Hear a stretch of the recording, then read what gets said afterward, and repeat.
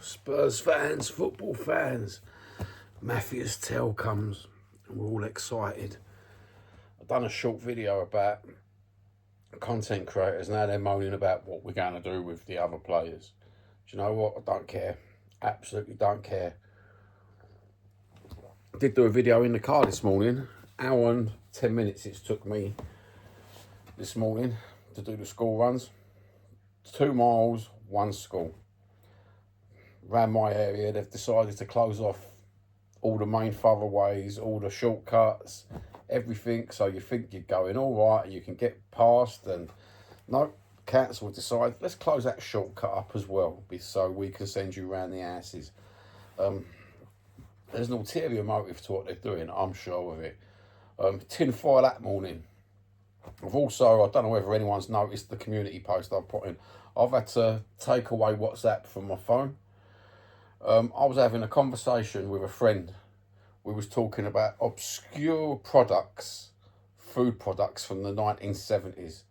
He mentioned a name what I've not heard for years. I've not even seen in British shops for years. I mentioned another food product later on in the conversation over voice call. All of a sudden, these 2 products come up on Facebook while I was going to message my cousin on an advert, and I'm thinking, hold on. One product, you could have called it coincidence. It's 2 products in the same conversation, 2 adverts, one after the other. That's no coincidence. This has happened since I reinstalled Facebook. But it's always been happening when I had Facebook, Instagram, and using the WhatsApp for the last few years now. I kept saying to my missus, look, you've just texted me. Supposed to be encrypted text. You've just texted me, and all of a sudden it's come up on my Facebook, and it's also come up on my Instagram, an advert. And it got to the point where I knew WhatsApp wasn't secure because when I got what did they call it? When I got what they call it when someone gives you dodgy phone calls for 6 months? That from WhatsApp, it was just constantly on WhatsApp phone calls, and it was constantly from all these different phone numbers. And what it was is I said something in Jose's chat. I went, hello, all right, my yids. Some lady said she found that she found it derogatory to Jewish people and anti-Semitic, and I didn't realise that she was in Jose's WhatsApp group. The minute she said that, she left the group about 20 minutes later, only because I think I was talking to Jim and Kate at the time, or Kate on the WhatsApp in Jose's group. It was someone like that I was talking to, and I noticed that this lady's name come up, and I thought, I never heard of her before. Anyway, on a bit of research and due diligence, I found out that was the person who had a moan on Jose's group. And from then on, that person must have took my phone number, and it was just 6 months of just, it might even be longer than that, of just pure phone calls from all different people with different phone numbers. So in the end, I started phoning these people back because their profile pictures were coming up. It's WhatsApp. So I'm phoning them back up and saying, you phoned me up? No, mate, I didn't phone you up. These people from all different parts of the country all had one thing in common. They was all members in group chats of football YouTube channels. I even had a phone call one day of some bloke absolutely screaming abuse at me down the phone. Why'd you keep phoning my girlfriend up? Why'd you keep phoning? In the end, after about 3 minutes back and forth with each other, we started talking about Spurs. Because what had happened is I'd shown him straight away my calls. I went, look, stay there, mate. I'll screenshot everything I've. So I don't use WhatsApp to phone a lot of people, but I screenshotted him all the stuff and went, look, mate, I've not even phoned up. And he went, right, hold on. He goes, why he was on the phone to me, his girlfriend got another call off someone else.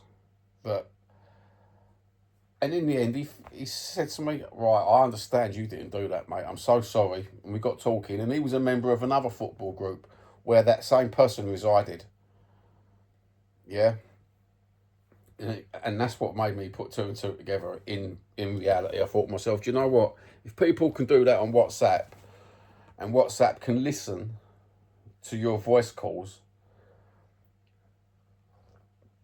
and then use that against you on advertisements and stuff like that, and they spat that off as encrypted data. But my wife texts me stuff exactly the same, a personal conversation, and she'll say something, or we're both Cockney, so she'll say something that don't mean that, but I'll get an advert for it, and I'm thinking, wow, this is too much of a, it's just too much, isn't it? It's like, you say you don't listen to encrypted phone calls and you don't read encrypted text messages, but we're getting the advert for it on Facebook. Yeah, something don't feel right there, does it? And plus the fact that anybody can voice over internet protocol. That's what my phone company was telling me what was happening with the WhatsApp and the phone calls was people can lie about their phone number. So you can get a phone number from someone and you'll get it on your WhatsApp and you'll think that's that person's phone number, when in reality that's not the person you're talking to. That's a voice over internet protocol fake phone number. So you can think you're talking to Fred from Spurs Away, and you're not talking to Fred from Spurs Away. You're talking to Bert the bullshitter. So all that mixed in together, I thought, you know what, you can fucking fuck off my phone. I did do this video while I was sitting in the car earlier in the traffic jam, but some geezer was too busy on his phone. He's nearly come straight into me, and it put me off kilter. Matthias Tell, are we going to get Tonali this afternoon at about 11 o'clock? He flew into London from Milan yesterday, did he not? There was an interview with him, and I managed to catch his face on a few different internet sites in an interview, and that looks really promising. It's 2 weeks in the coming from when it was first mentioned. So there is a sneaky little squirrel in Tottenham's camp still. Do you remember when Ange was moaning about the sneaky squirrel in Tottenham's camp? So for things to come out like that, it's got to be the agent, isn't it? That's the sneaky squirrel, trying to fight one against the other. Man United must be gutted that they didn't get Fernandes. I don't care. Oh, what are we going to do with... we're going to have we've got a good rotational squad though, haven't we? So what are we going to do with the players that are not wanted? Well, some of them are staying, obviously. And it's good that we're going to keep some of the youngsters, and I'm pretty sure we don't want to sell Bergvall. And I'm pretty sure he could learn off of some of the players that we're bringing in as well, which is great. I'm liking it that they're going to learn off of Robertson, a winner. Experience. They've had Paulinho in the squad. They've learned a lot from him. Do you know what? I just want a striker. I really want a striker. We're going arse about face for my liking this transfer window. We're building from the back going forward, and I just wanted a named striker to come in. At the minute, there's a couple of names going through, isn't there? Everyone's we are Tottenham and the Spurs Sweat Show. They've got a couple of names they've put out in the hemisphere. That comes from ITKs as well and Sky. And I don't want to mention them yet because it might be bullshit, you know. We've already seen quite a few names over the last 2 seasons bullshitted, haven't we? In fact, I did do an internet search and a little project for the start of this transfer window and how many names were mentioned, incoming and outgoing, within the first week. 70 names were mentioned by all ITKs on all platforms.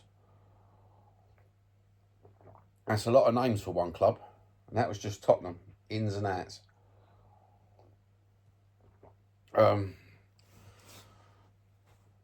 It's going to get even worse the next week, isn't it? What did we think of the World Cup? The Spain game. Lovely, lovely jubbly. 3-0. We faced Portugal. They beat Croatia. Sitting there with my daughter this morning, and she was saying, "Who do you think will win? Spain, Portugal?" And I said, "I think it'd be one of those games where you might have a few weird VAR decisions because of I've got this tinfoil hat on me again. I've got a feeling FIFA want Portugal-Argentina final because then it'd be Ronaldo and the Messi playing against each other. That'd bring in maximum spondoolies." And I'm thinking to myself, I really want either Spain, France or England to win the World Cup. France just look absolutely fantastic on the pitch. They look absolutely next level. Spain are trying to peak at the right time. So you see them slowly getting better, slowly using their good players, bringing them off and on. I'm a bit gutted that Lamine Yamal didn't get a goal yesterday, to be honest with you. But mate, 5 nutmegs. And they was right piss taking nutmegs as well. You know what I mean? If I was a betting man, I'd bet Portugal. I'd put a bet on for 4 nutmegs, 5 nutmegs, and 6 nutmegs, 20 quid each. I wonder how many. I wonder what the odds on will be for that. But I'd bet on the nutmegs more than the goals with the Portugal game. And thank me later as a betting man. America beat Bosnia. We all knew that was going to happen. I couldn't see that go. I didn't watch the game. But I bet that had a few issues with it as well. Who won last night? Portugal, Croatia. Was it 2-1 or 1-0? Or I didn't watch the game. I have not even looked at the internet this morning. But the only thing I did see was my daughter told me it was Portugal who beat Croatia. I thought that would have been a high scoring game, but I'm sure my daughter said 2-1 or 1-0. But I thought that would have been a really high scoring game. I thought it was going to be like a 4-3. We was wrong. I was wrong. The England game. There's something weird. Kane, Bellingham, Spence. The rest of them don't seem like they give a fuck. I'm seeing footballers on Sky Sports and Talk Sports and whatever sports saying that they dominated that game. I'm looking at it and I'm not a professional sportsman or anything like that. And I'm thinking they're they're seeing a different football game than to we're all seeing. I think some of these footballers are gaslighting us. I think we're relying on the characters of the game now to get us through. Mind you, Gordon played quite well. Saka, he's off the ball, isn't he?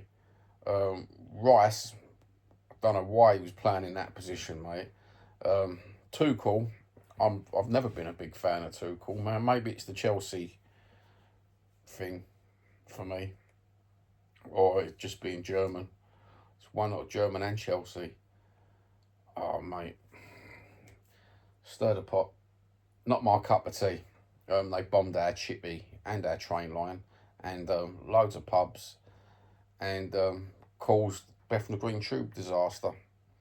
So yeah, I'm not fond of that particular nation. But hey ho, we've got to evolve. Peace and love. You give us Jurgen Klinsmann, I suppose.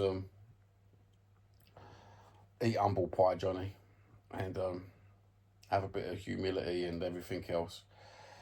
Not humility. Is that the wrong word? It is the wrong word. Humility is the thing that Angry Ginger should have had when he was grassing up the racist guy. That's what humility is. He didn't. What do you think of that Angry Ginger thing? While we're on the subject, do you think he should have broadcast it to the nation, or do you think he should have had more humility? And he done the right thing, but should he have put it all around the nation and gain notoriety out of it, and the self patting on the back again? That's the media for you, isn't it? That's the ego of the social media influencers. You get it when you got 1,000 subs onwards. You get this self-flagellation for yourself, ego beyond anything else. I've noticed it with social media people. They're not humble. None of them are fucking humble. And the people that say they're humble, they don't realise it, but they're not humble. You know, you can talk to someone, and you listen to their problems on YouTube, you listen to their problems on TikTok, you listen to their problems on X, and then you say your problems for your platform, and skirted over. Totally skirted over. It's like, yeah, but I've just listened to you. Like, you could help me out. You've been on it longer. You've got more subscribers than me. You can... Nah. These people don't want to know. So, do you know what? Fuck yous. Friendship is not a one-way street. It's a two-way street in my book. Anyway, humility, being humble. I think he should have been humble, Angry Ginger. I think he should have done what he done, but there's no need to do the extras with it. You know what I mean? Because everyone wants to kick racism out of football. That brings me to my latest community post. Did you see the Dave Baddiel video I shared on in the community section? If not, go and have a watch of it. It's nothing to do with me. It's a 3-year-old video from a news channel. But the lady on it, absolutely beautiful way of speaking about the subjects of what he was talking about, which was racism, and he was saying about anti-Semitism isn't taken seriously enough, and he was trying to put down the racism that different ethnic minorities suffer from, and bring anti-Semitism into the forefront. But he was one of the people that donned the blackface 25 years ago with Jason Lee. So I found that video. I found it highly entertaining. I thought she was really, really good talker. So I chucked it on the community post for everyone to watch. What else? That's about it. We're waiting for Mr. Toenail to come now, haven't we? Tonali. let's cross our fingers. We have a nice weekend. We have a Friday special this afternoon. I've got a feeling we'll have a Friday afternoon special to make us Spurs fans smile. I've never seen Lou's channel smiling so much than the other day. Absolutely beautiful watch. Everyone was smiling. Everyone was positive. I love it when you get positive Spurs channels like that. You know, so Lou wanted so badly to get players in, and I'm impatient. I wanted them in years ago, and Lou's been patient, and he's telling me to be patient now because these ITKs keep mentioning names, and I'm saying, don't want to be mentioning the names, bro. I just want to see the players sign up. I want to see them on the Tottenham site. I don't want to see this, here we go. I want to see this fucking, you know what they do at the press conference with their fucking Tottenham badge. I want to see that on the Tottenham site. And yeah, I'm loving it. What else is there to talk about? World Cup tickets. Did you see the World Cup documentary the other day? A podcast, or I think it was a podcast I was listening to. England fans, they had a chance to get World Cup tickets. World Cup final tickets for £60. You had to be in the top 400 with the England points for going to the games. Some guy missed it by a few points. The next tier for World Cup final tickets went from £60 to £3,000. Wow. That was a shock. And also in the same podcast documentary thing that I watched, some geezer has remortgaged his ass or sold his ass to afford to go to the World Cup. I think someone should start just giving for that guy. Is it worth starting a just giving for that guy? Why would you sell your ass to go and watch the World Cup? That's patriotism. 100% patriotism and support of your football club. Maybe the FA should reimburse some of these tickets and leave the travel fares, because that's his own doing, but reimburse the travel fares, not the travel fares, the ticket money for him, and pay the tickets for him, because there's no way someone should sell their. This is the world we live in, though, isn't it? People go over the top for certain things. But would you sell your ass to go and watch the World Cup? Would you spend thousands of pounds going from one side of the world to another side of the world to go and watch the World Cup? I love England and Spain equally. But with the invention of television, I don't think I'd fly halfway around the world to go and see them. One, I've not got the money. Two, I've not got the time. Three, if I did have the money and the time, I don't know if you can hear my stomach disease has got bad this morning. If I did have the time and the money, it would be spent on my mother and father and my two kids and me missus. Simple as that. But it's got exorbitant. Another guy who's an English fella, an expat who lives in America. I think he lives in New York. A train journey was costing him £7. We do it in English money, £7. It's now costing him £107 for the same train journey that he's been making for the last couple of years just because of the World Cup. Did I say the other day, the bloke who bought the 2 hot dogs, 2 Coca-Colas, and the Dorito with cheese on top. What did he pay? It worked out $140, $62 for 2 Cokes, for 1 Coke, 1 hot dog and 1 thing. Wow. $140 for 2 lots for him and his son. Absolutely ridiculous, isn't it? Absolutely ridiculous. Anyway, I'll let you all get off now. That was my little chat this morning. Doing road trip my road trip videos are going to be coming out now. A lot more frequent than Spurs videos, probably. We'll still keep up with this talking about the Spurs. We might talk about the Spurs while doing the road trips at the same time. Just put them both together because time and everything like that.